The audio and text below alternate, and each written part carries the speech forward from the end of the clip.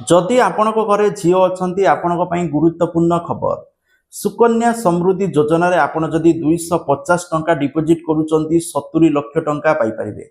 झीर पाठपढ़ा और बाघर कौन चिंता करिवार आवश्यकता नहीं। स्कीम रे मु आपको संपूर्ण इनफॉरमेशन कहबी किपरि इन्वेस्टमेंट करिवे किपरि करिवे किपरि फायदा उठेबे जा फल आपन झील बहुत फलप्रद हो पार। जदि आपण झीर बयस 1 वर्ष रु 10 वर्ष भितर अच्छी तो निहाती भाव सुकन्या समृद्धि योजना रे खाता खोलिबा आवश्यक। कौन रही इनफॉरमेशन चलतु जानिनबा। तो देखंतु एथिरे जो इंटरेस्ट मिलिबो वार्षिक 8.2% मिलिबो आ एथिरे कोनोसी आपनको टैक्स दबा पई पड़िबोनी गवर्नमेंट को जहाँ भी इनकम होबा आपण। मिनिमम डिपोजिट रोची 250 टंका वार्षिक मैक्सिमम रोची 1.5 लाख टंका। ठीक अच्छे आपको 8.2% हिसाब से आपको कंपाउंडेड एनुअली इंटरेस्ट मिलिबो। आ झीर 21 वर्ष पर झीर अकाउंट खोलिबार 21 वर्ष पर मैच्योरिटी हो सब पैसा विड्रॉ करि परिबे। आपण को 15 वर्ष पर्यंत डिपोजिट करने अकाउंट खोलिबार 15 वर्ष पर्यंत डिपोजिट करने पड़ो।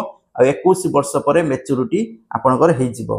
आपड़ जदि झीर 10th स्टैंडर्ड बेले को झील 10th पढ़ुव झील को जो 18 वर्ष होदी आपणकर पैसा निडेड हुए ताहले आपण माने किछि पैसा आपण माने 50% up to 50% money partially withdraw करि परिबे जदि आपणकर अर्जेंसी आसे।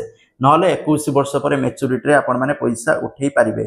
आपण माने जे कोनोसी बैंक बा पोस्ट ऑफिस रे जाईकी सुकन्या समृद्धि योजना रे खाता खोली पारिबे। विशेष करी गवर्नमेंट बैंक जदि अछि भल कथा नहले पोस्ट ऑफिस रे जाईकी आपण माने सुकन्या समृद्धि योजना रे खाता खोलंतु। एटा आपनकर झीर पाठपढ़ा बाघर बेलू गोटे बहुत भल अमाउंट होते आपको टेंशन नबार आवश्यकता नहीं। ठीक अच्छे तो ये जिनस आपण मैंने देखु सुध ए प्रति वर्ष चेंज होता है। एथर 8.2% अच्छी सबुठ अधिक सुध ये मिलता है। तो आगू जदि किसी परिवर्तन हो तो भल सुध मिल ना कौन टेंशन ना। जदि आपंकर बयस जदि आपण झीर बयस 1 वर्ष रु 10 वर्ष भितर अच्छी ताले सुकन्या समृद्धि योजना अकाउंट खोलिबे। एथिପାଇଁ बापा माँ आधार कार्ड डिटेल्स देकी झीर फोटो ना देकी आपण माने एथिरे खाता खोली पारिबे पोस्ट ऑफिस रे।